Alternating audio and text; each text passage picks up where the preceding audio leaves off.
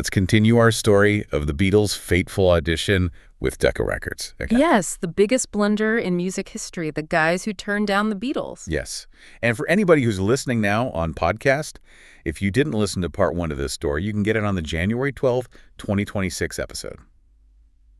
Okay, so let's unpack this aftermath. We left off with probably the most famous rejection in music history. Delivered by Decca's A&R man, Dick Rowe, to Brian Epstein. And his assessment was just, it was blunt. Guitar groups are on the way out. And that the band had, and this is a direct quote, no future in show business.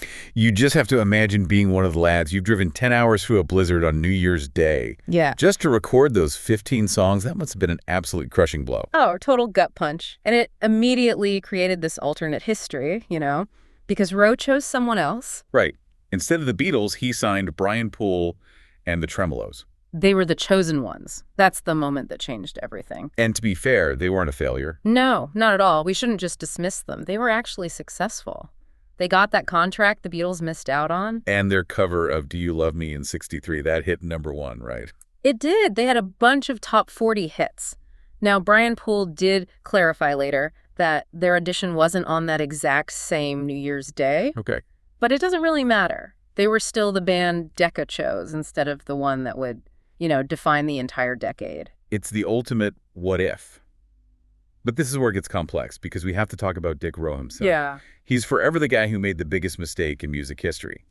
But he wasn't just some incompetent suit. No, that's the profound irony of it all, isn't it? He got stuck with the nickname the man who turned down the Beatles. But in the business, he was known as the man with the golden ear. And who helps him get out from under that shadow, at least partly. Yeah. One of the very people he rejected.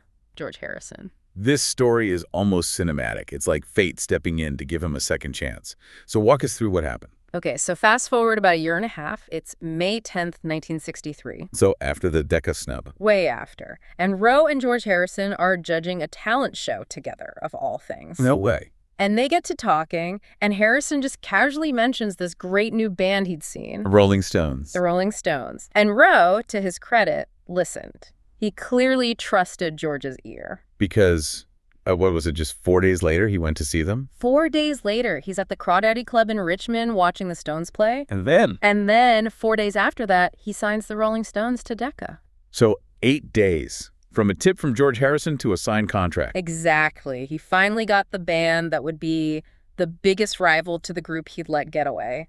And to make the story even more connected, the Stones' first big hit was I Want to Be Your Man. A song given to them by John Lennon and Paul McCartney. Right. They wrote it for Ringo to sing with the Beatles album. It's like the Beatles were just handing Decca their competition on a silver platter. It's a beautifully small world, early rock and roll, and it proves Rowe really did have an ear for talent. His list of signings is incredible. Beyond the Stones. Oh, yeah. He signed the Animals, the Moody Blues, the Zombies, them. With Van Morrison? Yep. The Small Faces, Lulu, Tom Jones.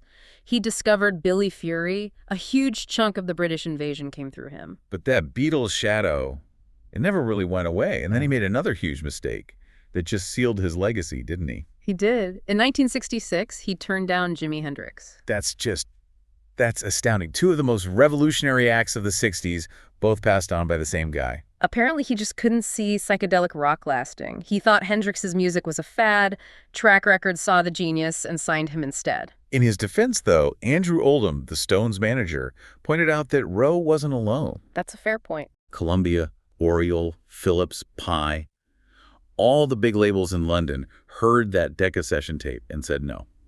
So he was just following the industry thinking of the time. Exactly. Which brings us to the real heroes of the story, the people whose careers were made by this rejection. And it has to start with Brian Epstein. Absolutely. Epstein just refused to take no for an answer. That rejection could have been the end. For a lot of managers, it would have been. But he took those tapes, and he paid to have acetates cut at the HMV store. And for you listening, an acetate is basically a very fragile, one-off test record. It's what you use to shop a song around. And using those acetates got him a meeting with George Martin at Parlophone. Epstein was the engine. He drove their entire global explosion until his death in 1967. So tragic. He was only 32, an accidental overdose. And John Lennon's quote about his death just says it all. He said, "I knew we were in trouble then, and I was scared. Epstein was their anchor. Which leads us to the man who took that anchor and turned the ship towards a new world, George Martin. The fifth Beatle. The one and only. Martin signed them in May '62, but even he had an issue right away. He wasn't sold on Pete Best's drumming. And Martin was the perfect person for them. A typical Decca producer would have been much more conservative. Right, they would have pushed for cover songs, established formulas, but Martin's background wasn't even in pop music. It was classical. Exactly. So he saw the studio as an instrument itself. He was willing to experiment with tape speeds, with string quartets, with sound collages. He respected their songwriting. He didn't try to change them into a covers band. He encouraged them to push things forward.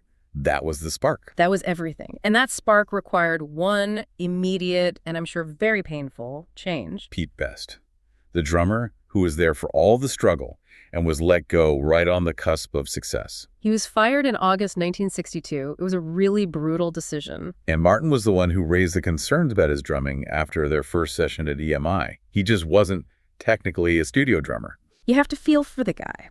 But everyone, including Best himself later on, acknowledged it was the right decision for the band. And he did get a nice bit of cosmic justice in the end. He did. When Anthology 1 came out in 1995, 5 of the tracks from that Decca audition with him on drums were officially released, so he finally got his royalties. And the tapes themselves, they have their own crazy story, right? They're like the holy grail for collectors. A total saga, full of bootlegs and legal fights. The first copy that ever got out was one the band gave to Astrid Kircher in early '62. Stuart Sutcliffe's girlfriend. Yep. Huh. And from there, it just slowly made its way into the underground. By 1977, the full 15-song session was all over the bootleg market. And you had the so-called gray market albums in the 80s. Which, for you listening, is kind of semi-legal. It's unauthorized, but it exploits copyright loopholes. And a lot of them would leave off the 3 Lennon-McCartney songs to try and avoid legal trouble. The official release in '95 finally gave us 5 of the best tracks. Yeah. But the hunt for the original master tape has been murky. Oh, very. Remember that tape that sold at auction in 2012 for £35,000? Yeah, they claimed it was the original Safety Master. But experts immediately called foul. There were some big red flags. What were they? First, it only had 10 songs, not the full 15. And second, the real smoking gun, it was on Ampex tape. Which was not what Decca's studio would have been using in January of 1962. Not at all. So it had to be a copy, a later generation, not the original. But there's a new twist to this story, a really recent one. A wonderful one.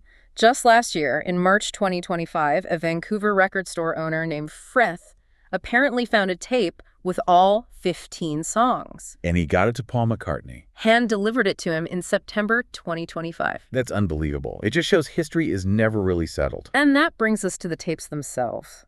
Listening to them really answers the big question. Why did they justify both the rejection and their potential?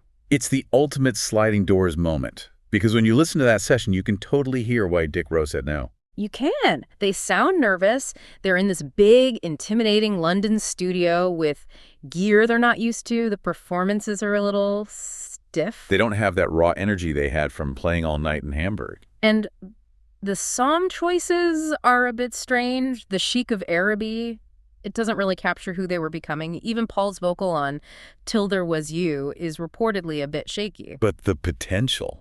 It was right there. John Lennon said it himself years later. He said, I wouldn't have turned us down. They should have seen our potential. And you can hear that potential. They were writing their own songs, which was still rare in 1962. And George Harrison's vocals and guitar work are apparently really polished. So Decca was judging what they were that day. Exactly. A nervous covers band. George Martin, on the other hand, bet on what they could become. Which leads to the big takeaway, the aha moment for you listening. Yeah. That rejection was the best thing that ever happened to them. It was the single biggest stroke of luck in their career for 3 key reasons. Okay, number 1. George Martin. With Decca, they get a conservative producer who wants hits. With Martin, they get an artistic collaborator who encourages experimentation. Number 2 has to be the time. The rejection gave them another year to develop. An entire year. More Hamburg, more Cavern Club. By the time they recorded their first album in '63, they were a much tighter, more confident band. And number 3, this is crucial. Ringo Starr. Ringo. The drummer change only happened because George Martin raised concerns about Pete Best at the EMI session. If they signed with Decca, that conversation probably never happens. And you don't get Ringo's personality or his unique drumming style that was so vital to their sound? The historian Mark Lewison thinks if they'd signed with Decca, they might have had a few hits. A few modest hits, yeah. But they would never have become the revolutionary force they turned into. That rejection was the necessary first step. So for you, the listener, what this all really shows is that failure, when you meet it with that Brian Epstein-like refusal to quit, can actually change your destiny for the better.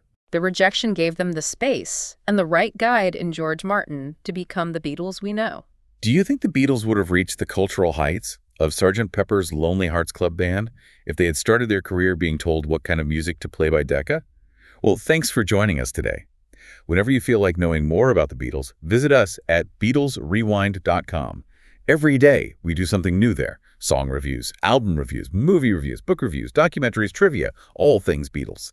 Every day, 8 days a week. You can find us on the website, BeatlesRewind.com. You can subscribe on Spotify, Apple Podcasts, YouTube, Amazon Podcasts, practically anywhere on the inner tubes. The Beatles, all day, every day. Cass, we'll do it again tomorrow. Right. Absolutely. See you then. Until next time, when you listen. Your mind conducts its own symphony.